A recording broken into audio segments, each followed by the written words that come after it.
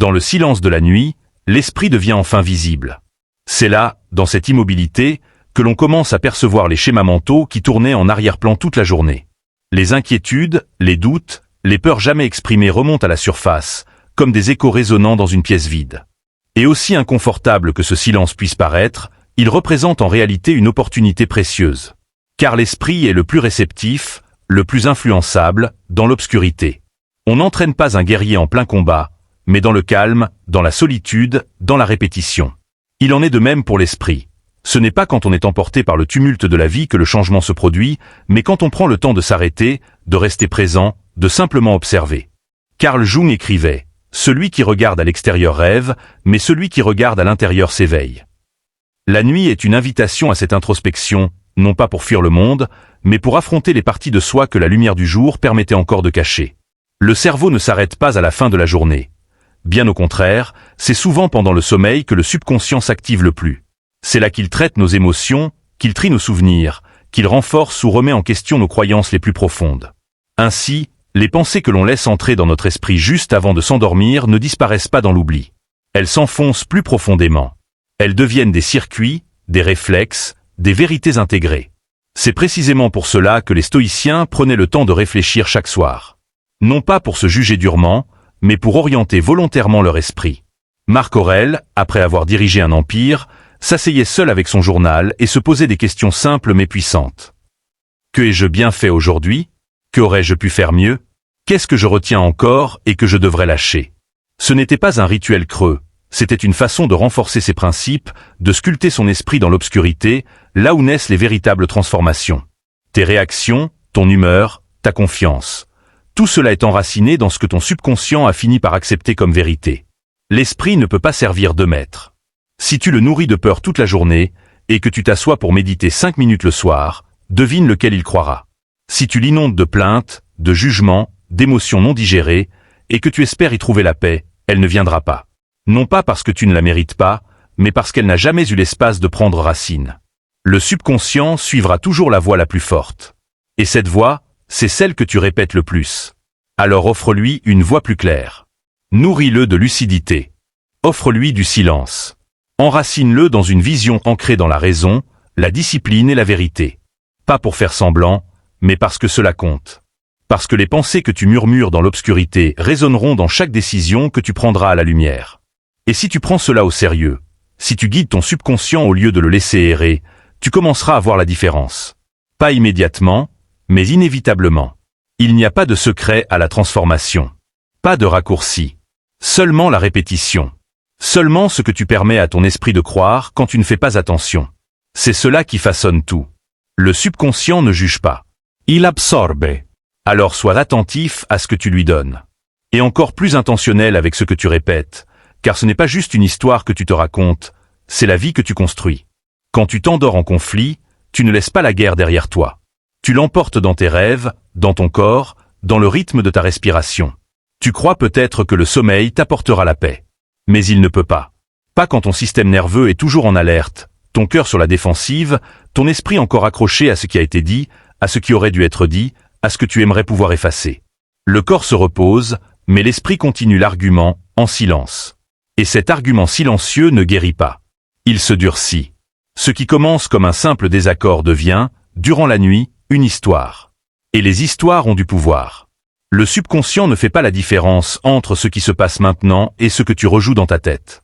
Alors si tu revis sans cesse une conversation douloureuse, cette douleur s'imprime non seulement comme souvenir, mais comme identité. Tu commences à te voir à travers le prisme de ce moment, en colère, trahi, incompris, sur la défensive. Et au matin, tu ne te réveilles pas reposé. Tu te réveilles avec une gueule de bois mentale, encore imprégnée de la tension d'une nuit chargée d'émotions. Platon a dit un jour, il n'y a pas de plus grand mal que de haïr la discussion raisonnable. Et pourtant, lorsque nous dormons en conflit, nous rejetons la raison sans même nous en rendre compte.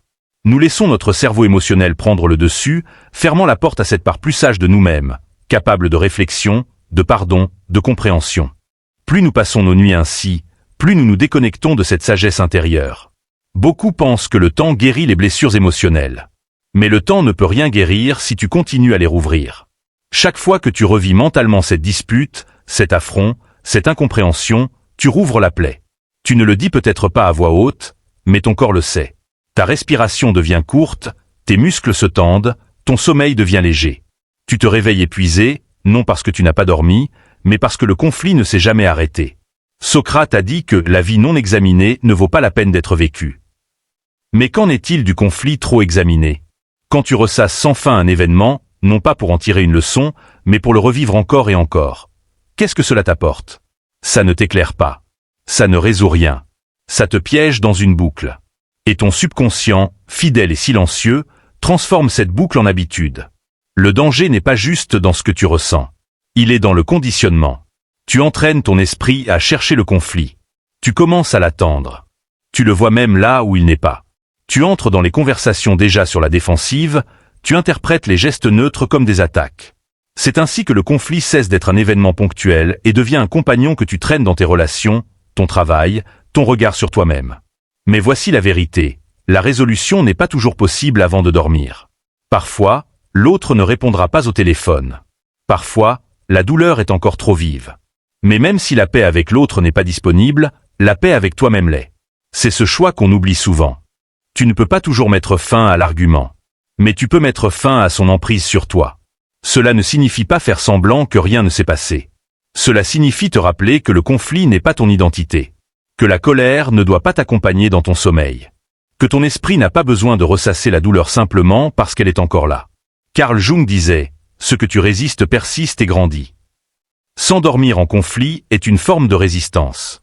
C'est fuir l'inconfort au lieu de l'accepter, de le traiter, et de libérer ce qui peut l'être.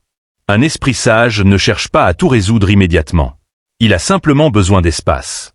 Et cet espace commence lorsque tu poses le récit, même temporairement, même juste pour ce soir. Parce que chaque nuit est une opportunité de réinitialiser le ton émotionnel de ta vie. Et si tu t'endors chaque nuit dans le conflit, alors le conflit devient ton état par défaut. Ce n'est pas une invitation à vivre dans la peur. C'est une invitation à vivre avec concentration. Car lorsque tu portes avec toi le poids de la mortalité, non pas comme une panique, mais comme une perspective, tu commences à te détacher de tout ce qui ne compte pas vraiment. Et lorsque tu laisses cette conscience t'accompagner jusqu'au sommeil, quelque chose de puissant se produit. L'esprit cesse de courir après le bruit. Il commence à organiser la vérité. La conscience de la mortalité agit comme une encre. Elle efface l'urgence factice et révèle ce qui est réellement urgent. La paix, le sens, la présence. Et paradoxalement, c'est la nuit, quand nous sommes les plus vulnérables, que cette vérité se manifeste avec le plus de force. C'est pour cela que tant de gens ressentent de l'inconfort avant de dormir. Ce n'est pas juste de l'anxiété. C'est la visite silencieuse de notre condition humaine. Tu es temporaire. Que fais-tu de ce temps? Beaucoup fuient cette pensée. Ils se perdent dans les distractions, à scroller, à parler, à planifier, à s'inquiéter. Mais l'esprit stoïcien fait autre chose, il écoute. Il laisse la conscience de la mortalité façonner sa soirée, plutôt que de la saboter. Et cette mise en forme déguise l'esprit. Car lorsque tu comprends vraiment que cette nuit pourrait être la dernière, et qu'un jour elle le sera, tu cesses de gaspiller ton énergie dans des conflits insignifiants, dans des rancunes ou dans des drames non résolus. La mortalité rend l'esprit minimaliste. Elle taille dans l'excès. Tu t'endors non pas dans le désordre mental, mais avec clarté. Et dans cette clarté, tu deviens plus fort, plus pur. Car un esprit qui se souvient de sa finitude valorise chaque moment de repos comme quelque chose de sacré, pas comme une simple pause. Carl Jung disait, « Celui qui est inconscient des lois de son être est à la merci du hasard. » Mais la conscience de la mort te rend lucide. Elle n'accélère pas tes actions, elle affine ton attention. Soudain, ce qui t'obsédait perd de son poids. Non parce que c'est résolu, mais parce que c'est remis à sa juste place. C'est pour cela que les heures qui précèdent le sommeil sont si importantes. Ce ne sont pas seulement des instants pour se détendre, mais pour se recalibrer. C'est une arène silencieuse où la vérité de ta vie te rattrape. Et au lieu de la fuir, tu peux l'accueillir. Tu peux laisser le murmure de l'impermanence faire taire le bruit. Car ce qui compte se rapproche, et ce qui ne compte pas s'éloigne. Platon pensait que la philosophie était une préparation à la mort, non pas dans un sens morbide, mais comme une forme de maîtrise. Il voyait dans la contemplation de la mortalité un chemin vers une vie plus élevée. Et qu'est-ce que le sommeil, sinon une répétition quotidienne de l'abandon? Chaque fois que nous fermons les yeux, nous pratiquons le lâcher-prise. Et cet abandon prend tout son sens lorsqu'il est lié à une intention, à une conscience. Quand on s'endort, non pas pour fuir la vie, mais pour s'aligner avec sa vérité. C'est pour cela que les rituels comptent. Pas par superstition, mais par attention. Lorsque tu réserves quelques minutes avant de dormir pour respirer, réfléchir, reconnecter avec l'essentiel, tu ne fais pas que te détendre. Tu affûtes ton esprit. Tu le rends moins réactif, plus réfléchi. Tu deviens ce genre de personne qui ne perd plus de temps à courir après ce qui ne nourrit pas l'âme. Et si tu t'es déjà allongé dans le noir avec une sensation étrange d'urgence, comme si tu devais devenir plus, faire plus, ce n'est pas de l'anxiété. C'est ta conscience qui se réveille. Ce malaise n'est pas une erreur. C'est une direction. Il te rappelle que tu n'as pas une infinité de chances. Et quand tu respectes cette vérité, elle devient une boussole, non un fardeau. Sénèque écrivait « Préparons notre esprit comme si la fin était proche. Ne reportons rien. Rien. Ni la paix, ni la présence, ni le travail intérieur. Le jour où tu cesses de repousser est le jour où tu commences à vivre. Et pratiquer cette mentalité chaque soir transforme tout. Tu deviens plus compatissant, plus concentré, moins réactif, car tu ne crois plus avoir un nombre infini d'occasions. Et voici le paradoxe. Lorsque tu portes la mortalité avec toi dans ton sommeil, tu ne deviens pas plus lourd, tu deviens plus léger. Tu cesses de transporter ce qui ne compte pas. Tu ne prépares plus mentalement un futur qui peut ne jamais arriver. Tu ne gaspilles plus tes derniers instants conscients dans la peur, la rancune ou le regret. Tu te reposes avec ton âme intacte.